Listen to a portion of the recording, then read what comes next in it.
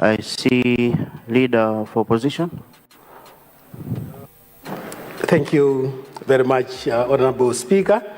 Honorable Speaker, I wanted to draw your attention because I wanted to bring an issue under Standing Order 73.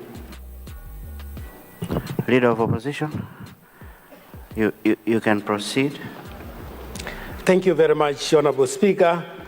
Honorable Speaker, I rise in this House because of issues of national importance, looking at the events that have been unfolding for the past 3 days.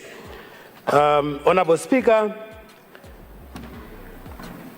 I stand here today exactly 71 days since Malawians voted DPP into power, hoping that things gonna change, only to realize that we've returned to political terror and police brutality. The question in mind, Honorable Speaker, is what has been happening to the house of the former president, which has been raided. We understand there might be issues, and there might also be legal procedures that would be followed. But of great concern, Your Excellency, your right, Honorable Speaker, is the way the House has been raided. Mr. Speaker, sir, 3 consecutive days, the private residence of the former president have been getting police officers without necessarily explaining why they are there. Mr. Speaker, sir, I would like to draw attention of the House that the power to govern is borrowed from Malawians from Section 5, 6, and 7 of our Constitution, and it has got conditionalities attached. And as politicians, we all know what those conditionalities could be. And when these powers are used and utilized wrongly to inflict pain on the very Malawians withdraw it silently through the ballot. I would like to remind this House that my dear brother, Honorable MP for Cholo Cento, whilst sitting on this side, once advised us that if you wrongly use power, Malawians would actually withdraw the power. Today, it is us... Honorable Leader of Opposition, I want to draw you to your standing order, which you used. I'm sure we are all on the same standing order. Honorable Leader of Opposition, I will not allow you to proceed with that matter. Yo, don't adjust your screen, don't blink, don't sip that tea too fast, because what just unfolded in Malawi's political scene feels like a drama series nobody auditioned for, but everybody's watching. Today's headline is so wild that even the rumor mill got tired and sat down. The MCP leader of opposition has finally broken his silence after hearing that online crowds, yes, the same ones who think forwarding WhatsApp messages is a certification, are accusing him of lying about President Lazarus Chakwera stealing dogs. Yeah, you heard that right. Not money, not votes, dogs. The kind that wag their tails and sniff everything. But what really shook the floor today isn't just the rumor. It's what he said, how Parliament reacted, and how all this ties into the real political heat captured in the session you're about to hear. Buckle up, because this story's got everything. Tension, sarcasm, fire, denial, and straight-up confusion. Let's break it down like only GlobalPulseNewz does. All right, let's start at the beginning. The spark before the wildfire. For the past few days, social media platforms in Malawi have been acting like a blender with the lid off. WhatsApp rumors flying everywhere, Facebook detectives analyzing shadows in YouTube videos, TikTok comedians dragging politicians. It's been chaos. Somewhere in this madness, a rumor popped up claiming the MCP leader of opposition had accused President Lazarus Chakwera of, wait for it, stealing dogs. Not goats, not cattle, dogs. The kind that wag their tails and sniff everything. But normally, political rumors at least pretend to be serious. You'd expect something like corruption, bribery, or misuse of state resources. Classic political scandal material. But this rumor? This thing belongs in a parallel universe where someone kneels before Parliament like, "Mr. Speaker, sir, the German Shepherd population has decreased abruptly and we demand answers." But funny or not, the problem is this. In politics, even nonsense spreads fast. Because people aren't forwarding these things to verify them. They're forwarding them for spice, for drama, for the thrill of being first to send. And suddenly, the leader of opposition woke up to find his name trending for all the wrong reasons. And trust me, when he walked into Parliament after hearing all that noise, he wasn't exactly bringing calm energy with him. So he walks into Parliament, calm face, boiling brain, and stands up to use Standing Order 73, the big red SOS button for issues of national importance. And what does he do? He starts unpacking the chaos of the past 3 days. He talks about police raids, political intimidation, the tension flowing in the country like bad Wi-Fi. He was ready to speak his truth.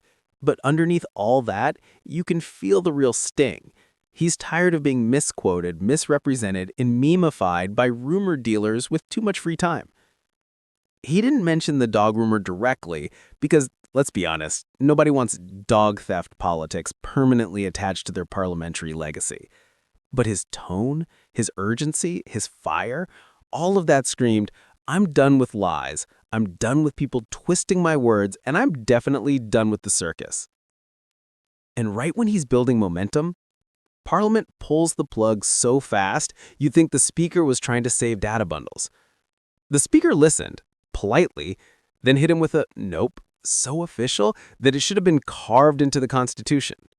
She said he didn't get prior permission, the issue he raised was controversial, and most importantly, the matter was already in court. If you've ever watched someone hit a brick wall mid-speech, that's exactly what it looked like. 1 second, he's mid-flow. Next second, sit down, honorable member. Ruling made. And let's be honest, Parliament has rules, sure. But the timing of the shutdown, the sharpness of it, the tension in the room before and after, it felt like more than just procedure. And when a political figure is blocked from speaking, guess what happens? The rumor mill shifts into overdrive.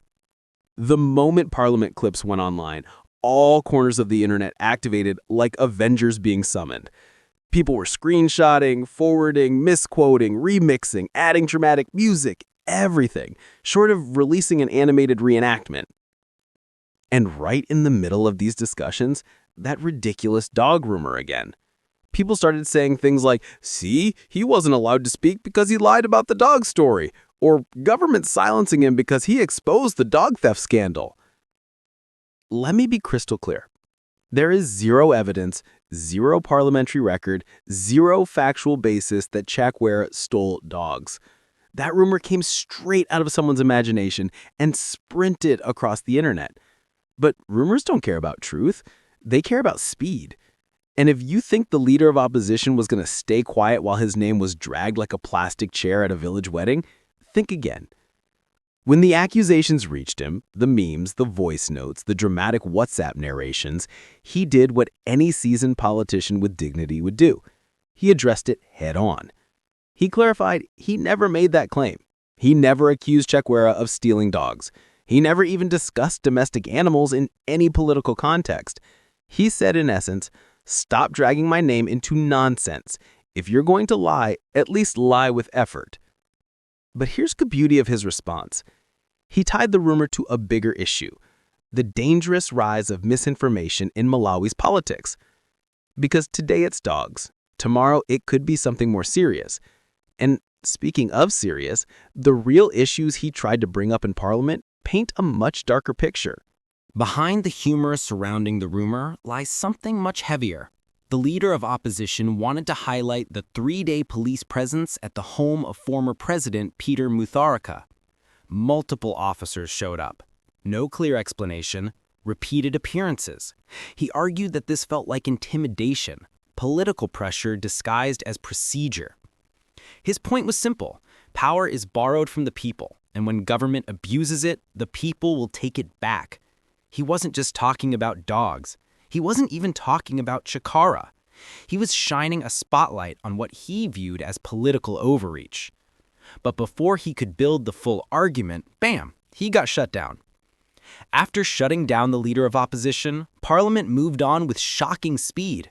They jumped straight into motions, road construction questions, maritime transport crisis, jetty completion updates, and vessel procurement discussions.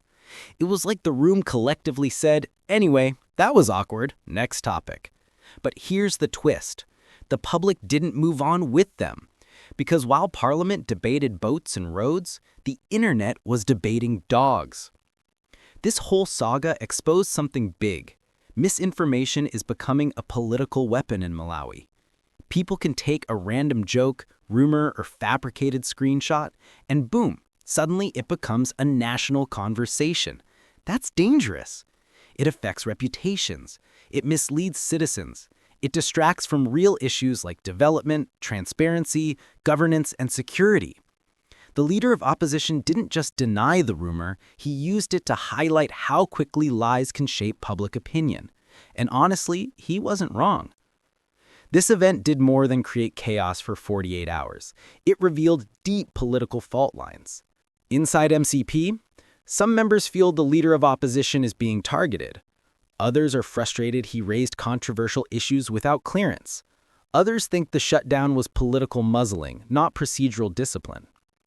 Outside MCP, people are questioning how transparent the government is. Supporters of the former president are furious. The political class is watching each other like chess players before a championship match.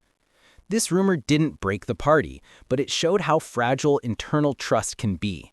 And with all that tension brewing, so what do we have here?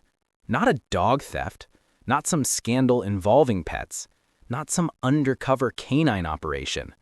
What we have is a rumor that spiraled out of control, a leader of opposition tired of being misrepresented, a parliament shutting down sensitive discussions, a public thirsty for drama, and a political system struggling with misinformation, tension, and trust issues.